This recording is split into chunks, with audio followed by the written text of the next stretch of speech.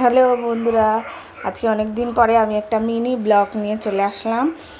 তো সকালবেলা দেখো, প্রথমেই আমি ছেলেকে রেডি করি, আগে স্কুলে দিয়ে আসি। ও সকাল স্কুল তো তাই জন্য। তারপরে হচ্ছে স্নান টান করে কাচা ধোয়া করে তারপরে আসি এই যে রান্নাঘরে।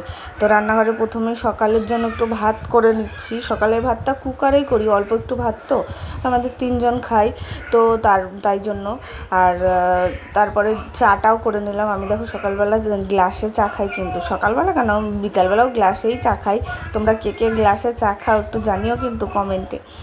তো আমার চা ছাকা হয়ে গেল, চায়ের বাটিটা আমি দেখো সঙ্গে সঙ্গেই ধুয়ে নিচ্ছি, কিন্তু কেননা আমি বেসিনে তো বাসন টাসন ধুই, তো বেসিনে না অনেকগুলো বাসন জমানো যায় না একসঙ্গে, তাই জন্য আমি অল্প অল্প বাসন হয় আর অল্প অল্প ধুয়ে নিই।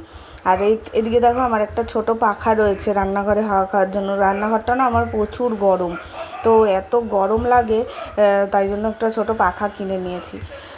আর এই দেখো আমার চাটা খাওয়া হয়ে যাচ্ছে, চা খেয়ে নিচ্ছি। চাটা খেয়ে তারপরে হাত দেবো হচ্ছে রান্নার কাজে।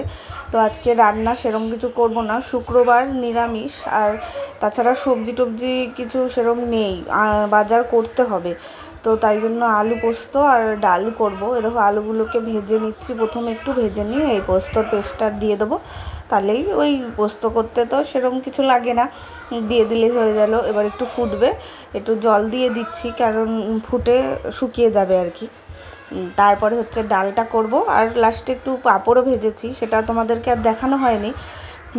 তারপরে দেখো ওই আমার হাতের কাছে কিন্তু আমার টুকুন আর কুট্টুস দুজনে কিন্তু হাতের কাছে রয়েছে। আজকে যেহেতু সবজি টবজি সেরকম কাটা ছিল না, তাই জন্য ওরা এখনও পর্যন্ত রয়েছে। নয়তো এমনি সবজি কাটলেই ওরা একটু খায় ওখানে বসে বসে আর কি, সবজি টবজি খেয়ে তারপরে ওদের দুজনকে ওই ঘরে দিয়ে আসি, দিয়ে এসে তারপরে আমি রান্না শুরু করি।